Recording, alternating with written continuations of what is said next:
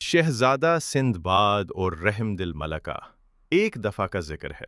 ایک دور دراز سلطنت میں ایک نیک دل بادشاہ حکومت کرتا تھا۔ اس کی رعایا خوشحال اور مطمئن تھی کیونکہ بادشاہ اپنی دانائی اور انصاف پسندی کے لیے مشہور تھا۔ بادشاہ کی ایک خوبصورت اور رحم دل ملکہ تھی جو اپنی شفقت اور ہمدردی کے لیے جانی جاتی تھی۔ ملکہ ہر غریب اور ضرورت مند کی مدد کرنے کے لیے ہمیشہ تیار رہتی تھی۔ ان کا ایک بیٹا تھا، شہزادہ سندباد، جو اپنے والدین کی طرح ہی نیک اور سخی تھا۔ سندباد ایک ذہین اور بہادر نوجوان تھا، لیکن اس کا سب سے خاص وصف اس کا رحم دل ہونا تھا۔ وہ اکثر محل سے نکل کر عام لوگوں سے ملتا اور ان کے دکھ درد بانٹتا تھا۔ سندباد کو غریبوں اور مظلوموں کی مدد کرنا بہت پسند تھا۔ وہ ہمیشہ ان کی تکالیف دور کرنے اور ان کے چہروں پر مسکراہٹ لانے کی کوشش کرتا تھا۔ ایک دن سندباد نے اپنے ملک کے ایک دور افتادہ گاؤں میں ایک نوجوان لڑکی کے بارے میں سنا جس کے ساتھ اس کی سوتیلی ماں بہت برا سلوک کرتی تھی۔ سندباد اس لڑکی کو دیکھنے اور اس کی مدد کرنے کا فیصلہ کرتا۔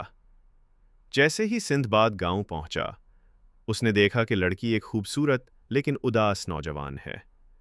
اس نے سندباد کو بتایا کہ اس کی سوتیلی ماں اس پر بہت زیادہ ظلم کرتی ہے، اسے ہر وقت کام کرواتی ہے اور اسے کبھی آرام نہیں کرنے دیتی۔ سندباد لڑکی کی کہانی سن کر بہت دکھی ہوا اور اس نے اس کی مدد کرنے کا فیصلہ کیا۔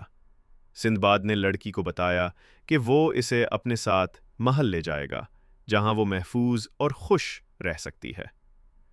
لڑکی پہلے تو ہچکچا رہی تھی، لیکن سندباد کی مہربانی اور خلوص نے اس کا دل جیت لیا۔ وہ اس کے ساتھ جانے پر راضی ہو گئی۔